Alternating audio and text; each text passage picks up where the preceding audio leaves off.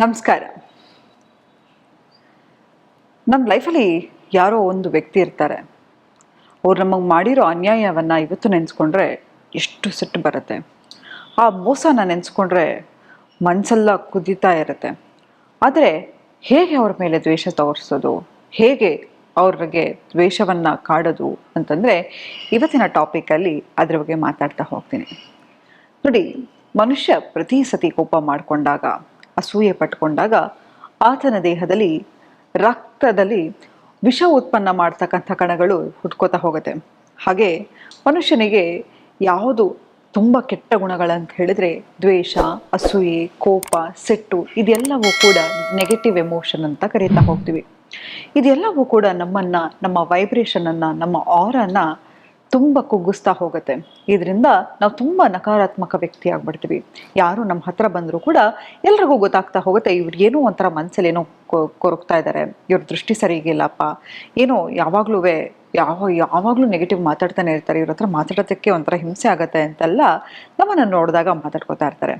ಆದರೆ ಖಂಡಿತ ಹೌದು ರೀ, ಯಾವಾಗ ನಾವು ಒಬ್ಬರ ಮೇಲೆ ದ್ವೇಷವನ್ನು ಹಿಡ್ಕೋತಾ ಹೋಗ್ತೀವಿ ನಮ್ಮ ಮನಸ್ಸು ಹಾಳಾಗ್ತಾ ಹೋಗುತ್ತೆ. ನೋಡಿ, ಪ್ರಕೃತಿಯ ನಿಯಮವನ್ನು ನೋಡಿ, ನಮ್ಮ ದೇಹ ಹೇಗಿದೆ ಅಂತ ನೋಡಿ. ಯಾವುದನ್ನು ಬೇಕು ಅಂತ ನಾವು ಇಟ್ಕೋತೀವಿ ಅಂತ ಹೇಳಿದ್ರು ನಮ್ಮ ದೇಹ ಅದನ್ನು ಇಟ್ಕೊಳ್ಳಿಕ್ಕೆ ಬಿಡಲ್ಲ. ಯಾವುದೇ ಒಂದು ಆಹಾರ ತಿನ್ನಿ, ನನಗೆ ತುಂಬ ಇಷ್ಟವಾಗಿರೋ ಆಹಾರಪ್ಪ, ಒಂದು ಇಡೀ ವರ್ಷ ನನ್ನ ದೇಹದಲ್ಲೇ ಇರಬೇಕು ಅಂತ ಹೇಳಿದರೆ ಸಾಧ್ಯನಾ? ಇಲ್ಲ. ನಾಳೆ ಬೆಳಗ್ಗೆ ಆಗೋದಕ್ಕೆ ಅದು ನಿಮ್ಮ ದೇಹದಿಂದ ಆಚೆ ಹೋಗ್ಬಿಡುತ್ತೆ. ಎಲ್ಲವೂ ಕೂಡ ನಮ್ಮ ದೇಹದಲ್ಲಿ ಬರೋದು ದುರ್ವಾಸನೆ ಇರ್ತಕ್ಕಂಥದ್ದೇ ಅಲ್ವಾ? ನಮ್ಮ ಎಂಜಿಲ್ ಆಗಿರ್ಬೋದು, ನಮ್ಮ ಬೆವರಾಗಿರಬಹುದು, ನಮ್ಮ ಎಕ್ಸ್ಕ್ರೀಟರಿ ಆಗಿರ್ಬೋದು, ಎಲ್ಲವೂ ಕೂಡ ದುರ್ವಾಸನೆ. ಆದರೆ ಒಂದು ಮಾತ್ರ ಒಂದು ಒಳ್ಳೆಯದಾಗಿ ನಮ್ಮ ಬಾಯಿಂದ ಬರ್ತಕ್ಕಂಥ ಮಾತುಗಳು ಅಲ್ವಾ? ಸೊ ಹಾಗಾಗಿ ನಾವು ಆಡ್ತಕ್ಕಂತಹ ಮಾತಿಗೆ ಅದರದೇ ಆದ ತೂಕವಿದೆ, ಅದರದೇ ಆದ ಪಾಸಿಟಿವಿಟಿ ಕೂಡ ಇದೆ. ಯಾಕಂತ ಹೇಳಿದ್ರೆ ನಾವು ಎಷ್ಟೋ ಸತಿ ಹೇಳ್ತೀವಿ, ಸುಮ್ಮನೆ ಏನೇನೋ ಹೇಳ್ಬೇಡಪ್ಪ, ಎಲ್ಲ ಆಗ್ಬಿಡುತ್ತೆ, ಅಸ್ತು ದೇವತೆಗಳು ಅಸ್ತು ಅಸ್ತು ಅಂತ ಇರ್ತಾರೆ. ಹೌದು, ನಿಜ. ಯಾಕಂತ ಹೇಳಿದ್ರೆ ನಮ್ಮ ಬಾಯಲ್ಲಿ ನಾಲ್ಗೆ ಮೇಲೆ ಸರಸ್ವತಿ ಕೂತಿರ್ತಾಳಂತೆ. ಯಾವಾಗ ನಾವು ಏನನ್ನು ನೋಡಿದ್ರು ಕೂಡ ಖಂಡಿತವಾಗ್ಲೂ ಅದನ್ನು ಮ್ಯಾನಿಫೆಸ್ಟ್ ಮಾಡೋ ನಮಗೆ ಆ ಪವರ್ ಇದ್ದೇ ಇರುತ್ತೆ. ಯಾಕಂತ ಹೇಳಿದ್ರೆ ನಮ್ಮ ಸುತ್ತ ಮನಸ್ಸಿಗೆ ಅಷ್ಟು ಪವರ್ ಇದೆ. ಹಾಗಿದ್ರೆ ಇವ್ರಿಗೆಲ್ಲ ಇಷ್ಟೆಲ್ಲ ಮಾಡ್ತಾ ಇದ್ದಾರೆ, ಆದರೆ ಅವ್ರ ಕರ್ಮ ಅನ್ನೋದು ಅನುಭವಿಸೋದೇ ಇಲ್ವಾ?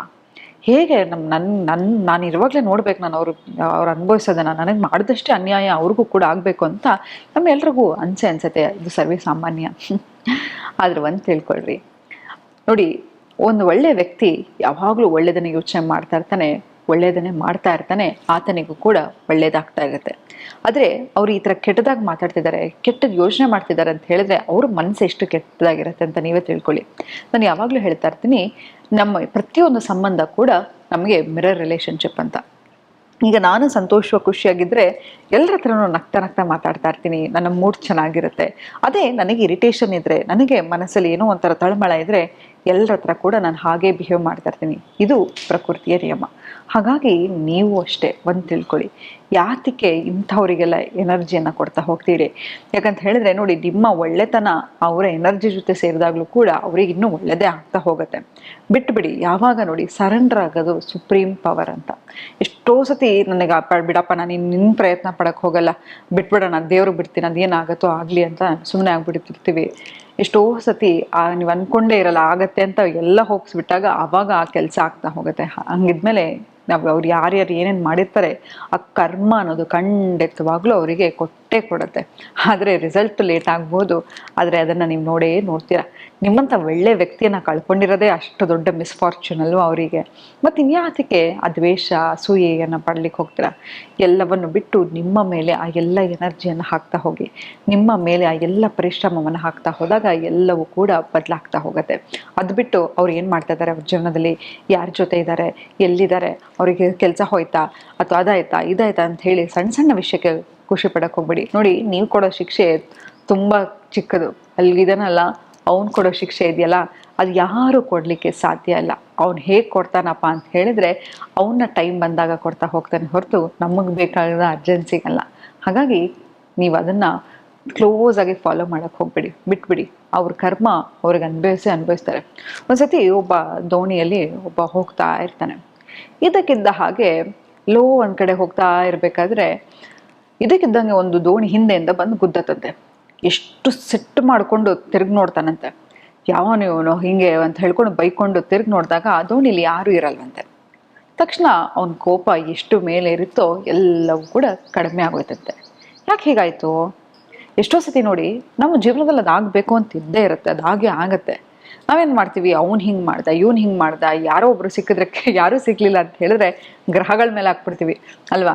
ನನ್ನ ಗ್ರಹಗತಿಗಳು ಹೀಗಿದೆ, ನನಗೆ ಈಗ 7.5 ಇದೆ, ನನಗೆ ರಾಹು ದಶೆ ನಡೀತಾ ಇದೆ, ಕೇತು ಭುಕ್ತಿ ನಡೀತಾ ಇದೆ, ಹೀಗೆ ಏನನ್ನಾದರೂ ಹೇಳ್ತಾನೆ ಇರ್ತೀವಿ ಅಲ್ವಾ.